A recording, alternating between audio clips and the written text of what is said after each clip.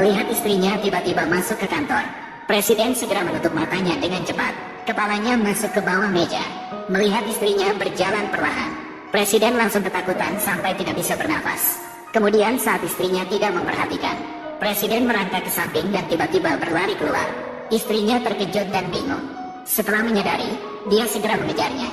Dia ingin bertemu untuk bertanya. Melihat istrinya mengejarnya tanpa henti, Presiden segera menangkap kurir makanan di sebelahnya dan mengganti pakaiannya. Tunggu sebentar, aku punya sesuatu untuk dibicarakan denganmu, Pak An. Siksuan, kenapa kau di sini? Aku mengantar pesanan. Bukankah kau sedang memasak di rumah? Oh iya, aku akan menyelesaikan pesanan ini dulu. Aku akan melakukannya. Apa yang kau lakukan di sini? Lari begitu cepat. Apakah kau melihat presiden kami? Hampir. Begitu tinggi. Apakah kau bicara tentang orang yang baru saja lewat tadi? Terlihat sangat berwibawa, penuh kebijaksanaan dan gagah. Pria tampan itu, sepertinya, benarkan, dia pergi ke arah sana. Kau, setelah mengantarkan pesanan ini, langsung pulang dan masak. Baik, Bos An. Menunggu istrinya pergi, akhirnya presiden bisa bernafas lega. Ternyata istrinya tidak tahu bahwa suaminya yang gajinya 3.000 sebulan ternyata adalah presiden eksekutif di perusahaannya. Ternyata baru-baru ini, gadis itu setelah dijadikan mabuk oleh pasangannya, tanpa sengaja masuk ke kamar sang presiden. Sang presiden belum mengerti apa yang terjadi. Sudah dijatuhkan ke tempat tidur oleh wanita itu. Setelah semalam bercinta, gadis yang sudah sadar ingat malam sebelumnya. Dia merasa sangat menyesal, maka segera mengenakan pakaian dan sepatu untuk kabur.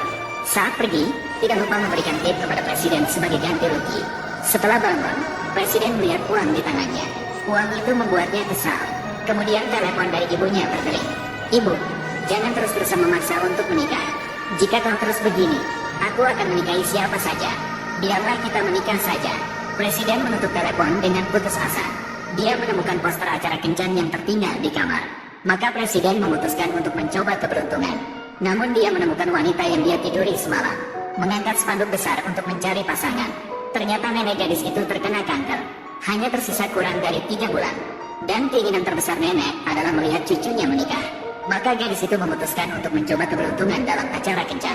Pada saat itu, gadis itu melihat sosok yang dikenal. Orang yang memabukkan dirinya semalam, yang berencana melakukan sesuatu yang jahat dalam acara kencan.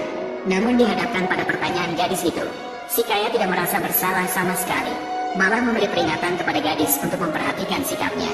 Lagi pula, jika bukan karena bantuan 300.000 yang diberikannya, neneknya sudah lama diusir dari rumah sakit. Gadis itu hanya bisa mengatakan bahwa uang itu dipinjamnya akan dikembalikan sepenuhnya kepadanya di masa depan. Bagaimana bisa?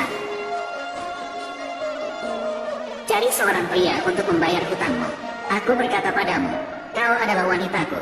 300.000 itu dianggap sebagai mahar. Sekarang menikahlah denganku dengan baik. Yang lain, jangan dipikirkan.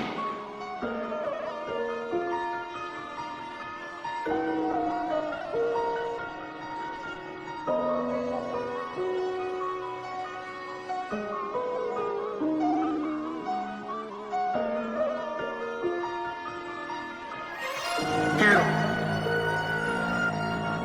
Ada apa? Siapa kau? Aku mendisiplinkan wanitaku sendiri. Urusanmu apa? Pacarmu? Bagaimana mungkin? Bagaimana mungkin aku punya pacar seperti itu?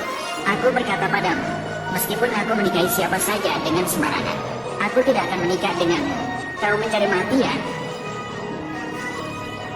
Kau seorang asing. Apa hakmu untuk mengaturku? Orang asing.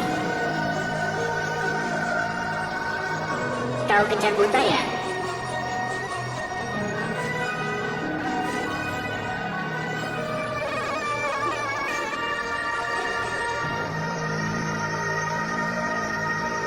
Seorang siksuan, usia 29 tahun, tinggi 1,85 meter, beratnya 75 kg, berwirausaha mandiri, tidak tahu tentang syarat ini. Apakah cocok? Cocok. Baiklah, jadi sekarang kita akan menikah. Kau mencuri wanita di depanku. Kau berani sekali.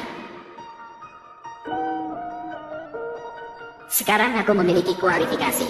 Aku bukan orang asing. Ayo pergi. Tunggu sebentar. Wanita ini bukanlah seseorang yang akan menderita kerugian. Tamparan ini untukmu. Sialan, bajingan, King. Mau lihat apa?